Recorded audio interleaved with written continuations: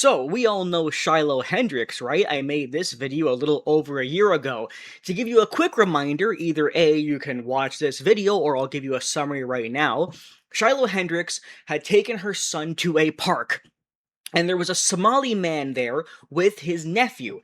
The nephew tried stealing Shiloh's son's stuff. And then in response, in self-defense, Shiloh called the boy the N-word and said, well, I wouldn't call him an N-word if he didn't act like an N-word. And then the uncle got really angry. It became a very viral thing. Shiloh put up a GoFundMe for her legal fees, got a ton of money. At the time, people were comparing this to the Carmelo Anthony case, the irony there.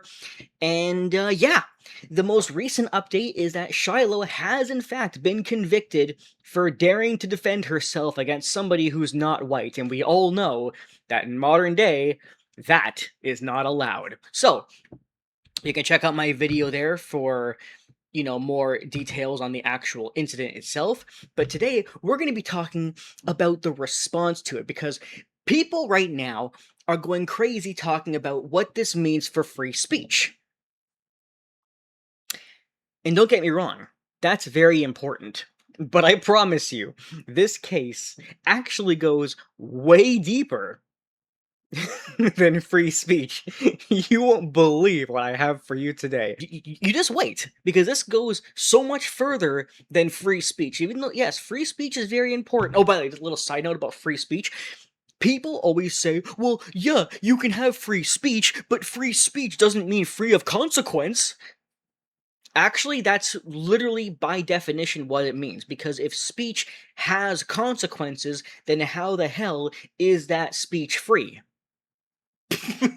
Please explain that one to me. But anyway, yes, she should not have gotten consequences, because otherwise the speech isn't free, and it's not. Which is also because she's white. Okay, here we go.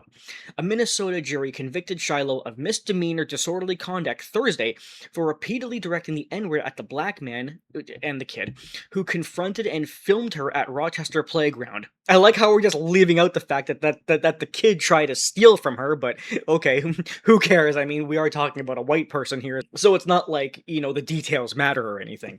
Jurors acquitted her on a separate count involving the 8-year-old black boy she had also called a slur.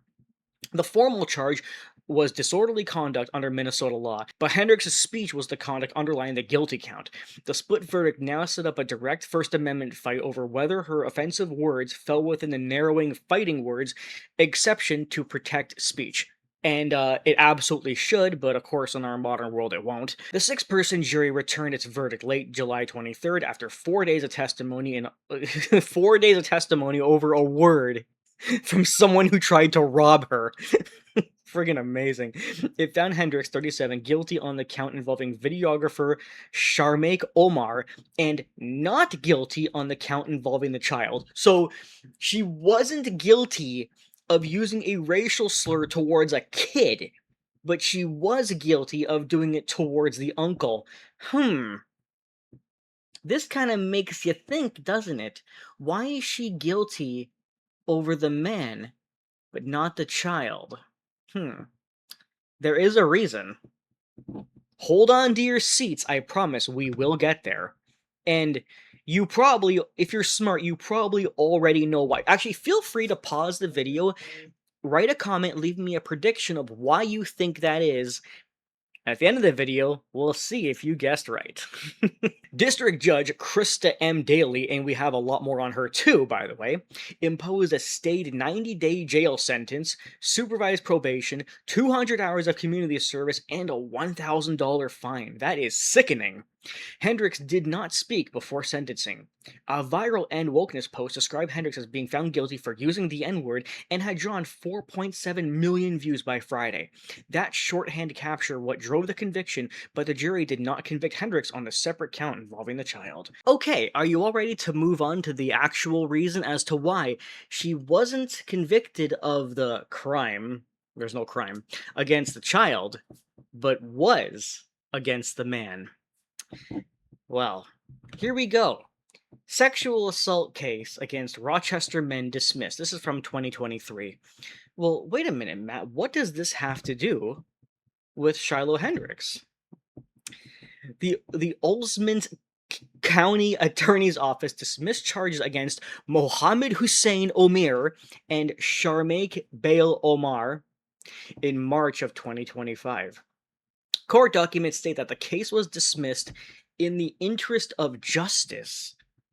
It was justice to dismiss a case against two pedophiles. Okay.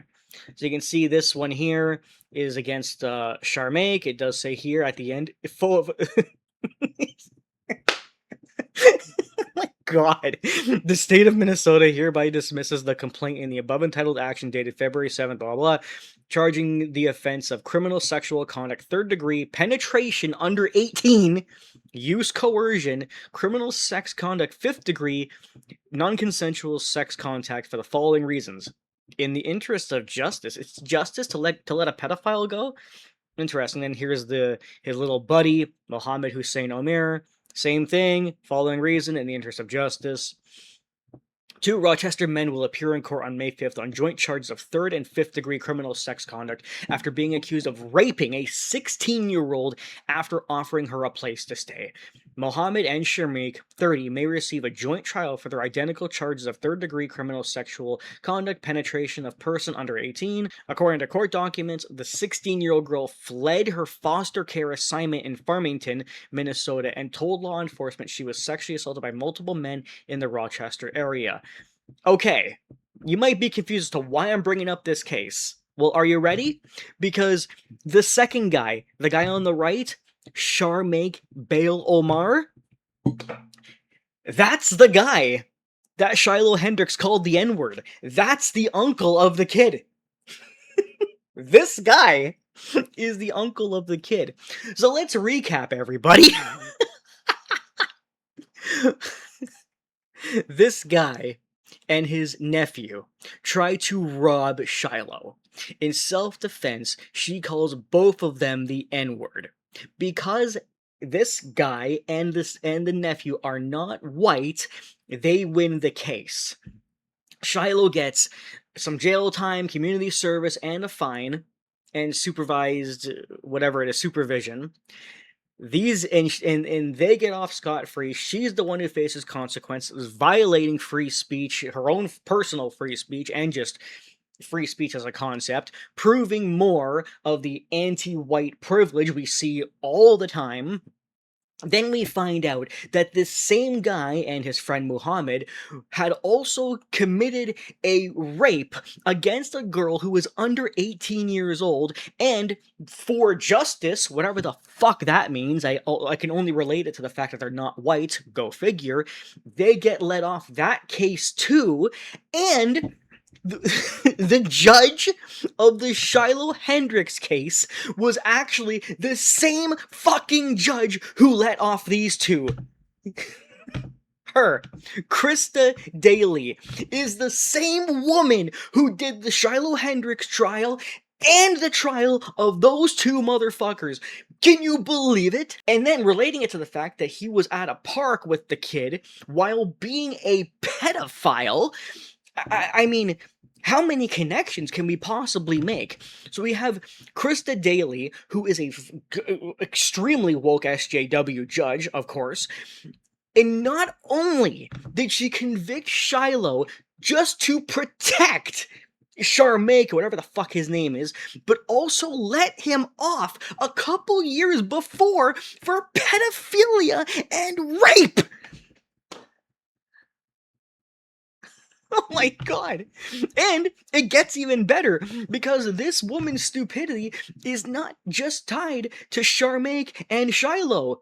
It goes further. Krista Daly has a history of granting outrageous plea deals and letting convicted sex offenders off with light punishments and little to no jail time. In January of 2023, 54-year-old Thomas Lee Meyer was charged with possession of child pornography following an investigation by the Rochester Police Department.